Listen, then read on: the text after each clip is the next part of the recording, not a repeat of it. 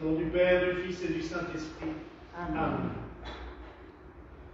Mes frères et sœurs, nous célébrons aujourd'hui la fête de Saint-Barthélemy, apôtre, dont nous possédons une relique, ici exposée dans la châsse. Saint-Barthélemy est connu par ce texte de Saint Luc qui nous cite l'appel des 12 apôtres.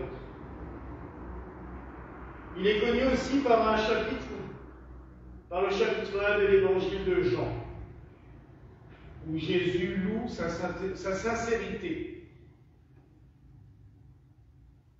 Par la suite, après la Pentecôte et après la dispersion des apôtres dans le monde entier pour prêcher la parole de Dieu, pour créer les églises, Saint Barthélemy va partir vers ce qu'on appelait à l'époque la Grande Arménie, c'est-à-dire l'Arménie, mais aussi tous les pays autour, donc une partie de la Turquie actuelle, l'Azerbaïdjan, tous ces pays qui entourent l'Arménie. Il est considéré comme l'évangélisateur de l'Arménie, comme le premier à avoir porté la lumière, à avoir illuminé l'Arménie, parce que ce pays appelle ses évangélisateurs des illuminateurs. Je trouve cela très beau d'ailleurs. Comme tous les apôtres, il va subir le martyre, et un martyr encore parmi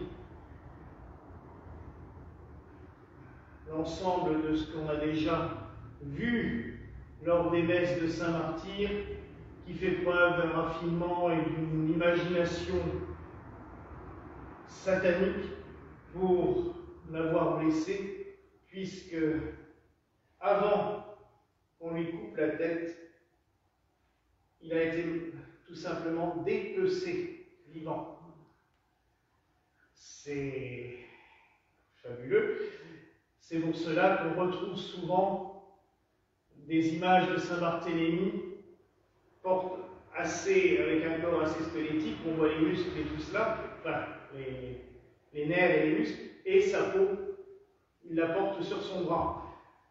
Il faut reconnaître que la Renaissance aimait beaucoup faire de l'anatomie, et du coup, résultat des courses, Saint-Barthélemy était un exemple assez sympathique à peindre pour pouvoir s'amuser à donner en détail l'anatomie humaine.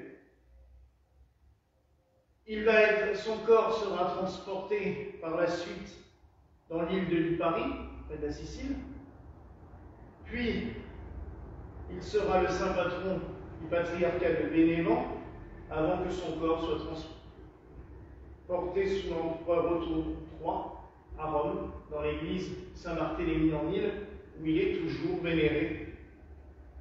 Et son sarcophage a cette particularité, puisque le sarcophage, c'est le maître-autel de cette basilique, et c'est étrange parce que c'est une ancienne baignoire en porphyre rouge, des thermes romaines qui étaient à cet endroit-là, à l'époque. Et vous pourrez aller regarder sur Internet le tombeau de Saint-Barthélemy, c'est une pure merveille cette baignoire. C'est vraiment gigantesque, fabuleusement sculpté, orné et tout. Et le génie chrétien, trouvant cette baignoire à cet emplacement-là quand ils ont construit la basilique, se sont dit que ça ferait un magnifique sarcophage, et ils l'ont monté de manière avec une pierre d'autel dessus, et il repose dans une baignoire. Bon. Il y a un autre événement que nous célébrons aujourd'hui. Et c'est marrant que la lecture de Saint Paul aux Corinthiens nous parle justement que l'ensemble des apôtres, des disciples, des membres de l'Église forment à eux tous le corps du Christ. Et c'est vrai, on connaît aussi cet hymne « Vous êtes le corps du Christ ». Chacun de vous est un membre de ce corps. Et en cette Saint-Barthélemy, il y a exactement 450 ans, je dirais qu'on a aussi, en tant que chrétien, écorché le corps du Christ. Il y a 450 ans, sur un prétexte purement politique, et pour des visées avant tout financières et, comme je disais, politique, et tout simplement de puissance, de soif de puissance, on a fait martyriser des milliers de protestants en ce jour.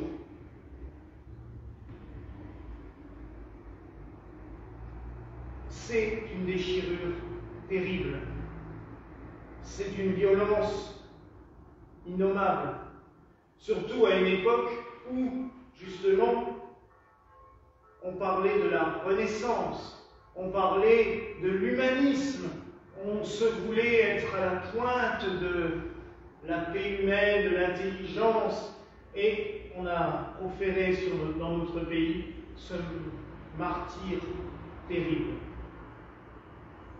Je dirais que cette déchirure n'est pas finie, et le Christ est toujours blessé, puisque malheureusement, l'union des chrétiens n'est toujours pas faite.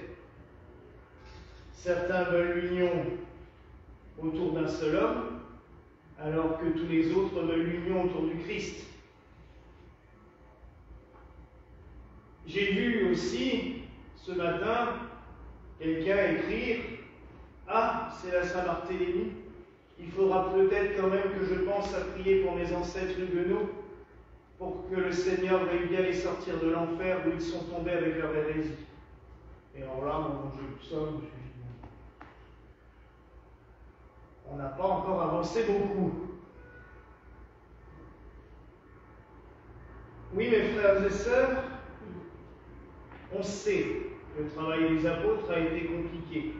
On sait même qu'il y a eu des divisions entre eux. Dès le départ. La preuve, même pas 4 ans après la Pentecôte, Pierre a dû convoquer le concile de Jérusalem pour réunir les 12 apôtres et les disciples et taper du poing sur la table en disant « Maintenant ça suffit, on arrête de se disputer et on travaille. » Alors oui, les chrétiens ne seront jamais d'accord sur tout. Déjà, quand il y a 3 personnes, il y en a toujours déjà un qui n'est pas d'accord avec les 2 autres. Donc, de toute manière, on le sait, il y a quand même quelque chose qui nous rassemble. Jésus-Christ, sa foi, la foi en lui, la mission qu'il a donnée à ses apôtres et à ses disciples, telle que décrite par saint Paul. On a toutes et tous des charismes dans le monde. Toutes et tous. Faut-il déjà s'en servir? Et deuxièmement, faut-il les mettre à profit, non pas de sa propre gloire, mais de la gloire universelle du Christ. Quand on veut faire grandir l'Église, ça ne doit pas être juste sa propre communauté, sinon on a vite fait le tour. Mais l'Église universelle du Christ. Personnellement, si demain quelqu'un vient me voir en me disant « Je ne suis plus chrétien, j'aimerais te découvrir ». Ok? Et si par mes soins il devient chrétien, mais qu'il me dit « Mais en fin de compte, c'est pas un chrétien gallican qui m'intéresse, j'ai envie d'aller ailleurs parce que ça me parle plus. Ça me parle plus. » Ben, qu'est-ce que je répondrai? Très bien. Du moment qu'ils suivent le Christ, c'est le principal, non? Et c'est ce que j'aimerais. Mais c'est à chacun d'avoir son libre choix, son libre arbitre. Ce n'est pas à nous de forcer et d'imposer quoi que ce soit. Le but des apôtres, le but des disciples, c'était de proclamer la parole de Dieu et de les baptiser au nom du Père, du Fils et du Saint-Esprit. C'est ce qu'il a dit. Pas de les baptiser catholiques, orthodoxes, protestants, gallicans, anglicans ou je ne sais quoi. Quand on baptise quelqu'un, on en fait un chrétien. On sème une graine. Après, elle pousse là où elle trouvera le soleil le plus intéressant pour elle. La preuve, vous parlez cet après-midi de jardinage. Il y a des plantes qui vont pousser magnifiquement dans le jardin d'en face et qu'ici on n'arrive pas à faire pousser. Et vice-versa. Ça peut arriver.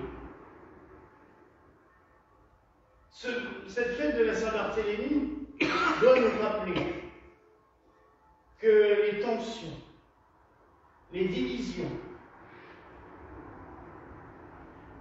n'ont aucun intérêt à part détruire. Et que s'il y a division, s'il y a haine, s'il y a colère, ce n'est pas le Christ qui est derrière, mais forcément quelqu'un d'autre. On appelle d'ailleurs le diviseur. Satan veut dire diviseur. Ne l'oublions pas. Prions donc en ce jour